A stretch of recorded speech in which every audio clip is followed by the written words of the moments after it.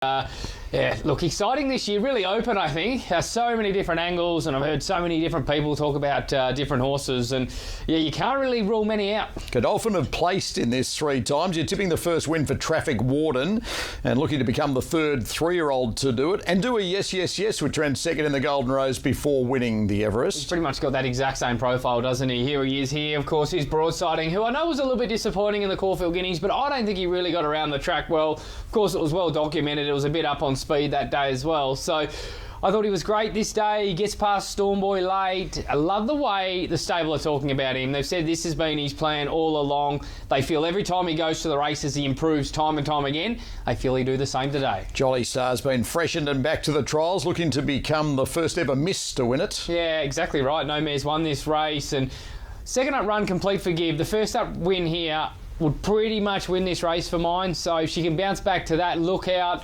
Growing Empire, the other 3-year-old we see here, there's a few others in it, but he's got a great chance. He's just still learning his craft, but I thought he was great in the Manicato, and he gets that 3-year-old weight allowance at weight for age. And Steffi Magnetica, the best roughie for me. Her first up run was terrific. Now to 1,200 metres. Other chances to horses like Bella Nipotina, Sunshine in Paris. Great race. And we're just over 4.5 minutes away from the Tab Everest for 2024. Of course, Bella Nipotina is running in the Tab slot in the Everest, and if the mare gives Tab its first ever win in the Group 1 race, Tab is going to give away a share of $1 million in prize money. Just place a minimum $10 bet in venue mode to be in the running. Go Bella Nipotina, currently at $8.50 on the Tab fix. And a reminder, of course, that the Tab World Pool is in operation today. Races 6 through 10 today here at Randwick, plus the Caulfield Cup is race 9 from Melbourne. And this involves the merging of all 3 of the Australian totes with Hong Kong and other pools from around the world. It's on Win, Place, Trifecta, Quinella and Duet bets. Much bigger pools, resulting in much more stable pricing. And David Gately, as we take you to Caulfield Racecourse to join Gator, you've got a World Pool Exotics in play here. Quinella with Growing Empire as your rover. That's the way I'm reading it. I think he'll measure right up. He's very much still learning his craft, there's no doubt about that, but the more I watch that Manicato, I think he cost himself the win. So I'm going to take him to finish top 2 and rove in the Quinella with the other 3-year-old Traffic Warden, and certainly Jolly Star. So I'm seeing it similarly to Brad, and it's a race I'm keen to play exotics on the big Whirlpool day. Let's have a look at what's happening with the bookmakers in the last 15 minutes. Jolly Star is 6.50 into 6 as the favourite. Second pick, Traffic Warden, 7 and rock solid. I Wish I Win, 6.50 out to 7.50, joined by Sunshine in Paris, 8 into 7.50. Bella Nipotina for Tab, 8.50 to 9, same as Growing Empire. The rest double figures. Little nibble for I Am Me, number 5, and it's $14 into $12. 2 of 6 shorts winners have won this, and 3 of 6 Concord winners have won this, so that reads well. Well, she must get the same sort of run that she's been getting, Marto, just tucking in behind the speed, third the fence and presenting at the right time. And, you know, importantly, the fence seems to be holding up all right today, so strong 1,200 metres, some little concern, but she keeps winning, and she's been winning the 2 of the lead-ups and holding many of her rivals today at bay, so she has to be respected here. Yeah, more on that. She's beaten 4 of today's 11 rivals in those 2 wins, Gator IME, and she's been specced. Yeah, look, she's a ripper. She wouldn't know how to run a bad race. She'll get a good run, probably end up with the rails trail run, so she'll be giving herself every chance. There are a couple here that might be a little stronger at 1,200, sure, but I think she's one of many you can make a good case for. In fact, pretty much the whole field. And if you're after a real roughie, Private Eye, 31 to 41, into 26, back to 31. Placed the last 2, second to Giga Kick in 2022, third to Think About It last year. His run was a lot better than it looked in the shorts, Marto. He just got way too far back out of his ground. I believe they're going to roll forward today, put him in the race, which I think's a good move. And yeah, look, we know his best is very good. Is he quite there? Maybe not, but yeah, look, you could probably throw a blanket over a few of these. An elite field of 12 starters. They've won a combined total of $61.25 million in prize money, 8 individual Group 1 winners. Yeah, amazing, isn't it? And you can see the market there, $6 the field. It's one of the more open editions of the Everest we've come across. Crowd really getting into it out there, singing probably Sweet Caroline, I would imagine, right now, or something like that. Look at that, how many young people on track. So that's the next generation coming through. It's come so far, so quickly, Gator. Oh, that it has. Fabulous concept, and then absolutely exploded. And I'm with Brad. I love the demographic of the age profile for the Everest, and a packed Randwick. And honestly, I didn't think I'd see the day as a much younger punter. We used to go up to Randwick all the time, and it was never chockers, but today it is, and it's fabulous to see. And what a race to back up the concept. Fantastic scenes from Randwick. There's further support for Sunshine in Paris here, Brad. $8 into $7. No Mare is even placed in this yet. Yeah, well, that's a bit of a concern, isn't it? But look, it's still in a short time, isn't it? So I think, sometimes we can overplay certain stats. We've got to respect that one, there's no doubt. But I think there's some pretty good mares in it this year, and maybe that'll be broken, that little drought here. She's a very good mare, this, and she just flies under the radar, doesn't she? Her Scirocco win was great. She beat Jolly Star there, who is your favourite, and beat her fair and square. It didn't work out for Jolly Star that day, I do concede, but she was good, and she's been kept fresh since then with a nice trial in between. Shout out to Ciaron Maher, field of 12 elite sprinters, and he's got 3 runners. Great performance. Yeah, great performance. Geez, become one of the big stables, hasn't he, over the last few years, and he's got huge numbers now, and they always turn out well on the big days, and I'm sure all 3 of his runners are going to run very well here. And a little sidetrack, Giga Kick and I Am Me. It's both their birthdays today. There you go. Well, that'd be a nice little birthday present, I'm sure. Giga Kick, he's an interesting one, isn't he? Because, we know he's won this race, he's been there and done it. He's going to improve again today. There's zero doubt about that. I looked at him in the yard last start and he still looked big. So they'll have him probably another length and a half better. Is that good enough? Third up off a long break. He's probably still got to spot him a little bit, but gee, they look great in the yard. Have a look at Jolly Star there. She looks $1 million. With James McDonald in the pigskin, of course, he's chasing his 100th career Group 1 win. He is, and he would have liked to have put that away by now, the last couple of weeks, but maybe it's in the big one right here. And he rides Jolly Star. He's been on Giga Kick. I think he described Giga Kick's last run as common. And look, he's been on a few of them over the time. I wish I win. So, he's hoping he's picked the right one, I guess. Gator, now a clear market mover is Sunshine in Paris with bookmakers. It's now 8 into $6.50 and closing in on Jolly Star. So very good backing for Sunshine in Paris. Yeah, not a surprise to me. She was simply too good for Jolly Star Fresh. Back and wide against the tempo and ran as well as anything in the TJ Smith second up in the autumn. So I think she's a clear winning hope as well. At this stage, though, Jolly Star to run the favourite, and in the 7 editions so far, 3 favourites have won. Classic Legend, Nature Strip and Think About It. Yeah, 3 really good horses, and great news about Think About It getting up today and being okay and walking back to the stalls. That was fantastic news. And yeah, it's well, look, we had I Wish I Win favourite all week, and that surprised a lot of people, including myself, because these 2 runs back have been solid. Yes, it's grand final day, he's going to run well, but there's just not enough substance to make him favourite. There's no doubt, there's no surprise to see him 6s out to $8 here. He's got a great chance, but I think Jolly Star was always your most likely favourite. That's the move that does surprise me, Sunshine in Paris getting into that shorter.